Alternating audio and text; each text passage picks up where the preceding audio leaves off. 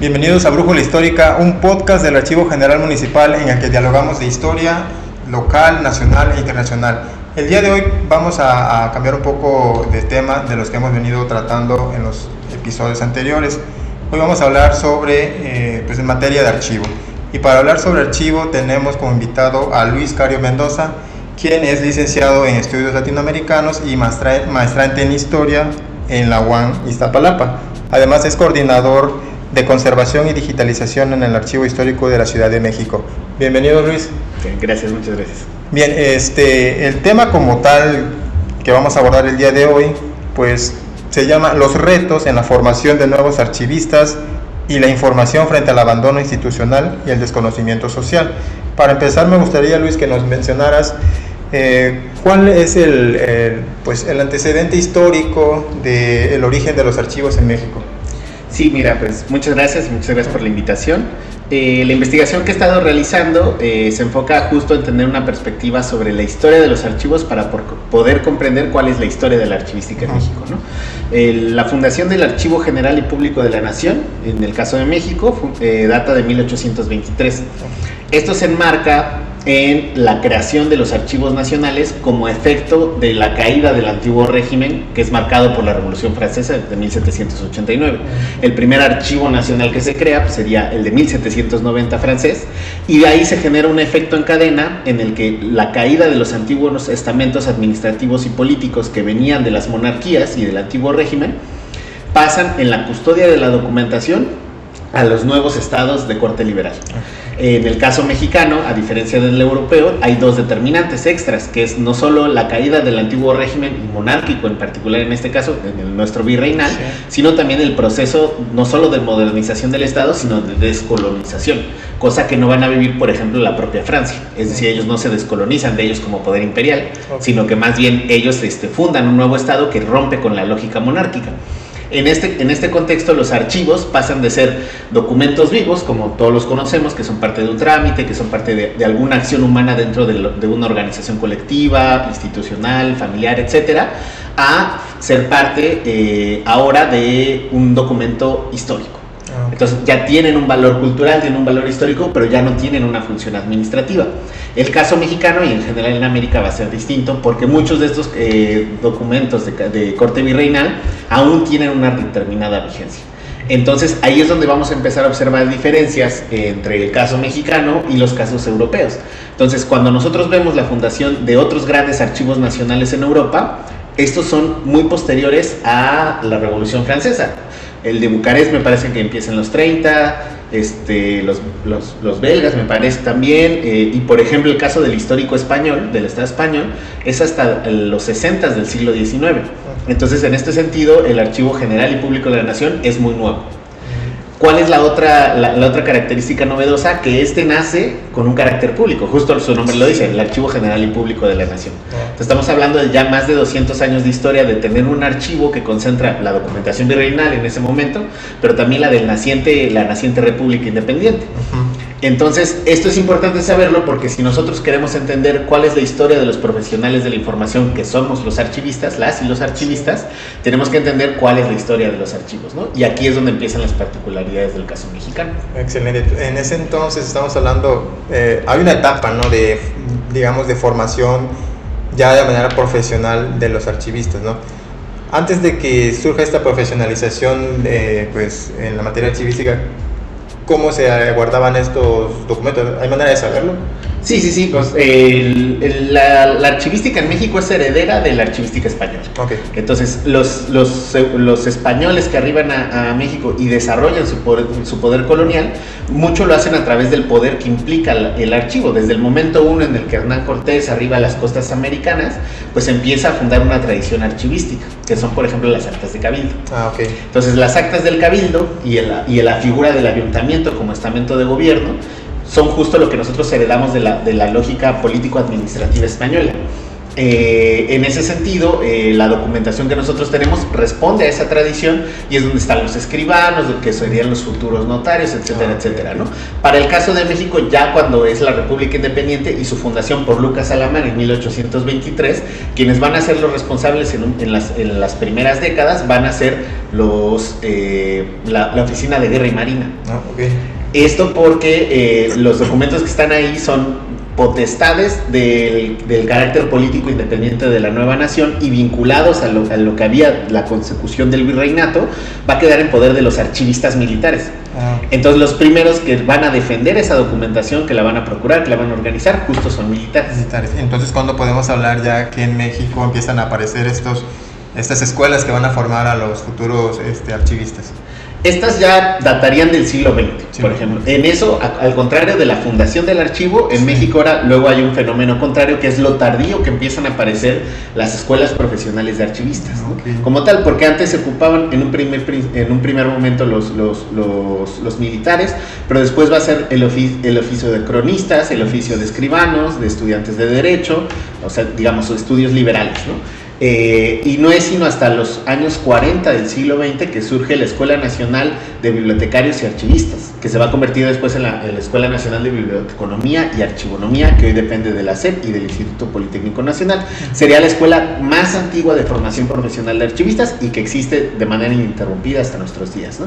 Pero también va a haber otros ejemplos, como en el caso de la UNAM, que ya tuvo una primera licenciatura en archivística, de los años 60 del siglo XX también. Esta dura muy poco, tiene un par de centenares de egresados en ese par de generaciones que duró del 60 al 62, 11 egresados y solo un titulado. Fracasa, no hay un interés, hay otros esfuerzos en San Luis Potosí, en Michoacán, etcétera, etcétera. Duran muy poco tiempo. ¿Por qué? Porque se juntan dos factores. Uno, no hay una política de Estado que organice a los sujetos obligados y genere la necesidad las necesidades existen cuando tienes un archivo, tienes necesidad de alguien que lo organice. ¿Quién? El profesional de la archivística, ¿no? Pero no hay una normativa que acompañe y una política pública que impulse la necesidad de que sea un archivista quien se encargue de esas tareas. Sí, y aquí me gustaría también, me surgió la duda ahorita platicando, se vuelve una necesidad tener un archivista ya de formación profesional, ¿no? ¿Por qué se vuelve una necesidad? Porque anteriormente había deficiencias, ¿cuáles son esas deficiencias que había en ese sentido? Mira, son dos cosas. Una sí es la deficiencia, porque responde a que los archivos en la archivística moderna responden a funciones muy específicas que les son sustanciales, ¿no? Una es la conservación, otra es su organización, y la otra es el servicio a la sociedad de esa información. Entonces, si tú no tienes a alguien que medie entre la documentación, que al final es la información de carácter público en algún momento, y la sociedad, no tienes quien brinde un servicio efectivo. Porque los archivos pueden estar conservados, pero no organizados. Pueden estar organizados, pero no se difunden, y así. Entonces, las deficiencias son muchas en términos de que para los estados modernos que surgen, o sea, digamos que se empiezan a consolidar en el siglo XX, la noción de democracia evoluciona de lo que conocíamos anteriormente. Y uno de los fundamentos principales de esa noción democrática en los estados modernos liberales es el acceso público a la información. Es como un derecho ciudadano. Para efectivamente cumplimentar ese derecho, necesitas quien medie profesional y científicamente el uso y acceso a esa información. Me imagino que esta importancia que fui adquiriendo la archivística fue pues gradual, ¿no? No sé si después de la Segunda Guerra Mundial hay algún cambio en estas cuestiones de... Sí, pues si nosotros vemos la fecha en la que se funda la EMBA, digamos la original, justo es a finales de la Segunda Guerra Mundial, ¿no? Entonces sí, son varios procesos y un poco lo que la investigación habla es que hay que pensar la historia de los archivos y de la archivística totalmente vinculado a la historia política. Porque si tú te fijas las fechas en las que es fundado el Archivo General y Público de la Nación, es lo que ya comentamos, es la naciente república. Luego, su primer reglamento, que aparece en los años 40 del siglo XIX, se hace en medio de la intervención estadounidense. Entonces, hay un interés por fundamentar, darle identidad legal y cultural al nuevo Estado, con una continuidad. Si hay una ruptura colonial, pero también hay una continuidad que dice, este Estado-nación merece existir porque tiene unidad territorial, tiene unidad cultural, idiomática, etcétera, etcétera, etcétera, ¿no?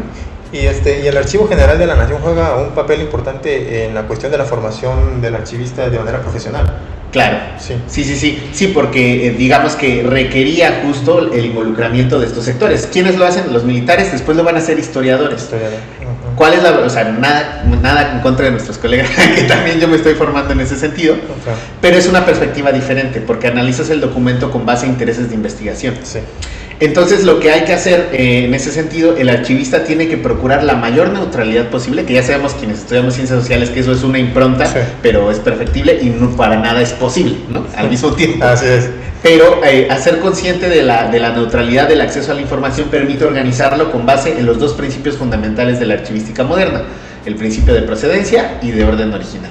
Eso, en vez de yo organizar los documentos con base en mi investigación, los organizo con base en la institución, el organismo, la familia, la persona que les dio origen. Y eso permite un acceso más neutral a la información. Totalmente. Bien, Luis, me comentabas que mejor dicho, surgen estas escuelas para de alguna manera profesionalizar a los expertos en archivística, pero la matrícula no es alta, ¿no? Me gustaría saber si en algún momento que están estas escuelas, si hay en algún momento alguna demanda importante de alumnos que quieran formarse como archivistas.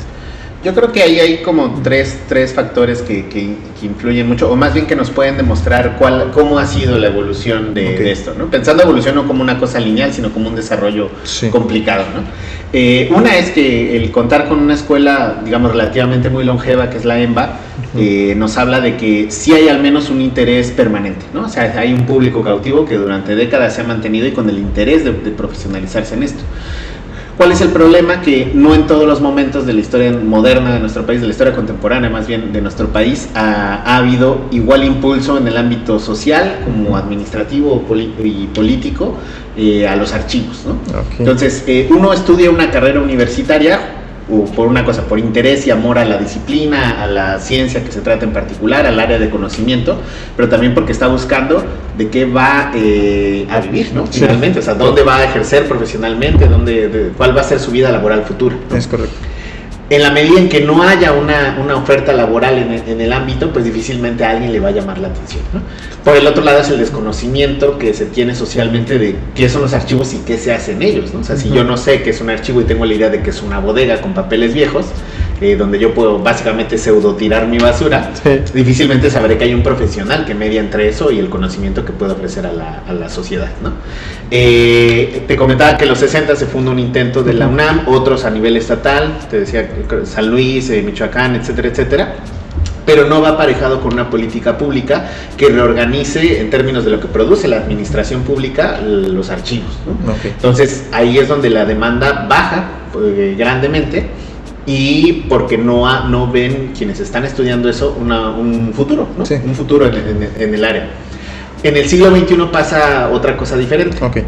El siglo XXI lo que hace es que empiezan a surgir a nivel nacional ya las normativas en materia de archivo, ¿no? Particularmente la ley que actualmente nos rige, que es la Ley General de Archivos, la ley federal. Y esta ley lo que propicia es que ya quienes son los sujetos obligados, tanto del área pública como del área privada, tienen que tener por ley en orden sus archivos. Entonces, esta es una necesidad que en su incumplimiento, pues evidentemente, como en toda ley, va a generar sanciones. Estas sanciones, curiosamente, son las que tienden a preocupar más a los tomadores de decisión, ¿no? A las cabezas de sector, en el área privada, pues a los empresarios, etcétera, etcétera, etcétera, ¿no? Y en el sector público, pues a las direcciones generales, etcétera, ¿no? O sea, toda entidad que genere papel o documentación, mejor dicho, tiene que estar preocupada del tema. Esto viene en paralelo con un nuevo esfuerzo institucional. A inicios de este siglo, en las primeras décadas, se crea, de hecho ya es muy reciente, la segunda década, en 2018, se vuelve a crear en la UNAM la licenciatura, en este caso en Administración de Archivos y Gestión Documental, que ya tenía un antecedente porque en la Facultad de Filosofía y Letras se enseña bibliotecología y estudios de la información, que al final la bibliotecología, la archivística o archivonomía y el documentalismo son las tres profesionales de los estudios de la información, ¿no? Son tres profesionales de la información.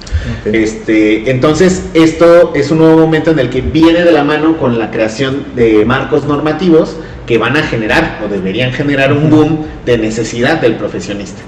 Entonces, ¿qué pasa? Que a pesar de que uno desearía que todo fuera mejor, ya tenemos las leyes locales, las leyes federales y un intento por el Archivo General de la Nación de homologar todos estos instrumentos jurídicos y normativos.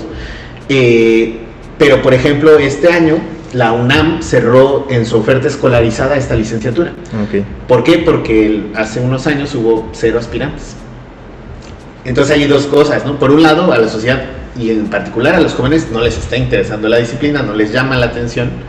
Y por el otro lado, no hay un reconocimiento social de para qué sirve. Sí, y esto, perdón, sí. tiene que ver con este título que le hemos puesto hoy aquí al tema de los retos de formación de nuevos archivistas ante este abandono como tal institucional, ¿no? Tiene que ver, ¿no? Justamente, estos son uno de los principales retos como tal de la formación de nuevos archivistas. Claro, sí, o sea, en la medida también que frente a las instituciones educativas no haya una demanda por acceder a estas áreas que están aperturando, pues también lo van a pensar en términos de inversión, porque abrir un programa académico implica contratación de docentes, implica instalaciones, implica todo lo que implica para una institución educativa el poder ofertar una licenciatura, por ejemplo, ¿no? Si no hay la demanda, pues lo van a pensar. Pero viceversa también no existe, me parece que no existe disciplina en el mundo que no haya pasado por este reto. Lo que pasa es que esto le está pasando a esta ciencia relativamente joven, ¿no? Sí. Pero todas han tenido que consolidarse y ganarse su carta de ciudadanía entre las necesidades sociales y en el propio imaginario social de lo que es relevante, ¿no? Entonces, ese es uno de los grandes retos y hay mutuas responsabilidades de todos los bandos, ¿no? Sí. Bien, ya para ir finalizando, me gustaría que me contaras tú como tu experiencia en el archivo de la Ciudad de México y como estudiante también entiendo en la licenciatura de archivos. Ajá.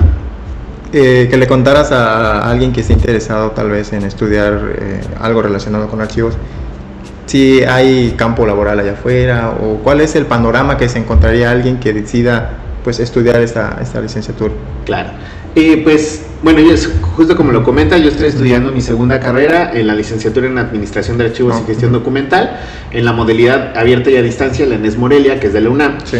Entonces, para mí ha sido muy satisfactorio. ¿Por qué? Porque yo al final me he formado profesionalmente como archivista, pero de formación académica originaria, soy de una carrera en Humanidades Interdisciplinaria, que es Estudios Latinoamericanos, que me brindó las herramientas para poderme colocar en este campo.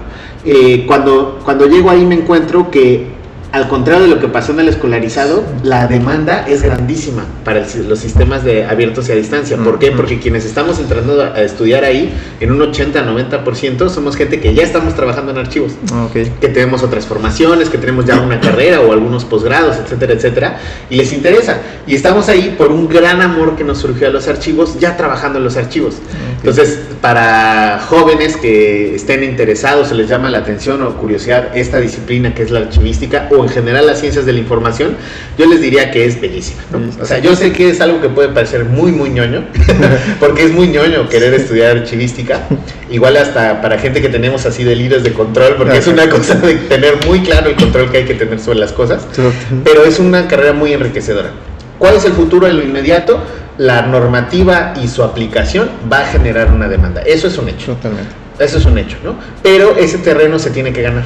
Entonces, es una apuesta. Al final es una apuesta del que se quiere formar como tal, de los gobiernos que quieren tener en orden y rendir cuentas a la ciudadanía. Es una apuesta para las instituciones privadas que quieren tener una mejor organización administrativa, para la cual irremediablemente necesitas un archivista, y también lo tienen que ver con eso, como una inversión, ¿no? Es correcto, sí. Entonces yo creo que hay gran futuro en la disciplina, es muy rico estudiarla, no es lo que se pinta en el imaginario social, pero pues todavía hay mucha piedra que picar, ¿no? Bien, Luis, bueno, no me queda más que agradecerte que hayas aceptado la invitación de estar aquí en Brújula Histórica. No sé si quieras ya para cerrar apuntar algo más o así está bien. No, o sea, solo diría que eso, ¿no? O sea, reiterar la invitación, estudien la archivística, felicitar mucho el esfuerzo que tienen aquí en Tabasco y con este podcast de hacer divulgación, porque uno de los retos que no se menciona, por lo general tendemos mucho a echarle la culpa a todos los demás, pero otro de los retos es que nosotros, que ya estamos en el mundo de los archivos, invitemos a la sociedad, invitemos a quienes toman las decisiones, invitemos al conjunto justo de la ciudadanía a que les llame la atención, a que busquen consultar, a que recuperen estos sitios que al final son parte fundamental material para la construcción de nuestra memoria, para nuestra narrativa como nación, y son fundamentos materiales digamos irreemplazables de la identidad. Sí, Me imagino que igual algunos han de pensar que los archivos son solamente para los historiadores, ¿no? Que no es así, ¿no? Totalmente. No, para nada. No, o sea, al abogado, al administrador, al economista, al científico, todos necesitan recurrir a este tipo de documentación. Es el fundamento de nuestro progreso en el conocimiento humano, ¿no? Entonces, ahí hay un gran universo que todavía falta terminar de consolidar o seguir consolidando. Sí, bien, Luis, muchas gracias por estar con nosotros y les invito para que nos acompañen en el siguiente episodio de Brújula Histórica. Hasta la próxima.